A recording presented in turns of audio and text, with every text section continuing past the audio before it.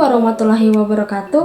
Perkenalkan, nama saya Joy Kesuda dengan NIM A1125200071, Program Studi Pendidikan Bahasa dan Sastra Indonesia, Fakultas Keguruan dan Ilmu Pendidikan. Pada kesempatan kali ini, saya akan menjelaskan mengenai tugas proyek pendidikan Pancasila dengan dosen pengampu Bapak Taufik Eka Riandana. Kasus yang saya pilih adalah jalan rusak. Kasus berdasarkan fakta yang saya ambil langsung dari jalan rusak yang ada di kampung saya.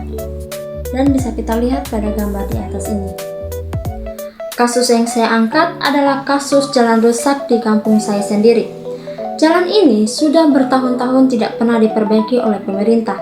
Kondisinya benar-benar menggambarkan masalah yang sering dialami masyarakat, terutama di desa atau daerah terpencil. Jalan tersebut merupakan akses utama bagi warga untuk beraktivitas seperti pergi bekerja, mengantar anak sekolah, membawa hasil panen, hingga pergi berobat.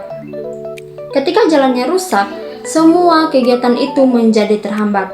Bahkan, ada warga yang harus lebih berhati-hati atau memutar jalan jauh karena takut terjatuh. Menurut saya, ini adalah masalah nyata yang tidak boleh dianggap sepele karena berdampak langsung pada kehidupan masyarakat setiap hari. Kasus ini berkaitan erat dengan nilai-nilai Pancasila, terutama sila kedua, kemanusiaan yang adil dan beradab. Ketika masyarakat harus melewati jalan berbahaya, licin dan berlubang, itu menunjukkan bahwa kebutuhan dasar mereka belum dihargai. Sila ketiga, persatuan Indonesia. Infrastruktur yang baik membantu masyarakat tetap terhubung dan memperkuat persatuan antar wilayah. Dan sila kelima, keadilan sosial bagi seluruh rakyat Indonesia. Jalan yang rusak menunjukkan belum adanya pemerataan pembangunan. Desa atau wilayah terpencil seringkali tidak mendapatkan perhatian yang sama seperti daerah perkotaan. Dengan kata lain, jalan rusak bukan sekadar masalah fisik, tetapi juga mencerminkan kesenjangan dalam pemenuhan nilai-nilai Pancasila dalam kehidupan nyata. Kerusakan jalan ini terjadi karena beberapa penyebab utama. Yang pertama, jalan sudah sangat lama tidak diperbaiki atau dirawat, sehingga kondisinya terus memburuk. Selain itu, kendaraan berat sering melintas, membuat jalan lebih cepat rusak. Curah hujan yang tinggi juga menyebabkan jalan berlubang dan menjadi becek. Di sisi lain, perhatian pemerintah daerah kurang atau anggarannya terbatas sehingga perbaikan tidak segera dilakukan. Ditambah lagi, tanah dasar jalan tidak cukup kuat sehingga mudah ambles terutama saat musim hujan. Semua faktor ini membuat jalan semakin parah kondisinya.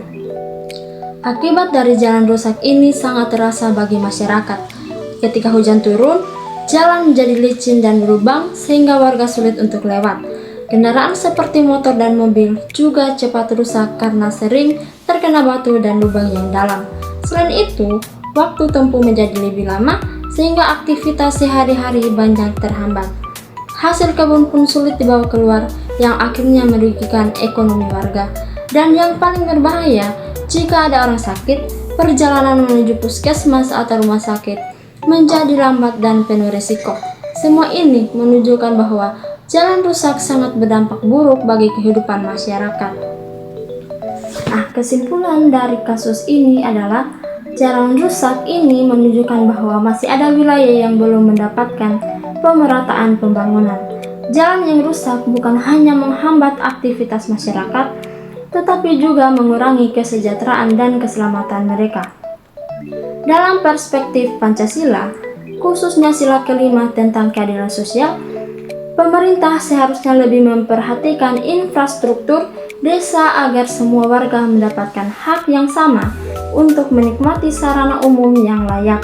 Perbaikan jalan menjadi penting agar aktivitas sosial, ekonomi, dan mobilitas masyarakat dapat berjalan lancar dan aman.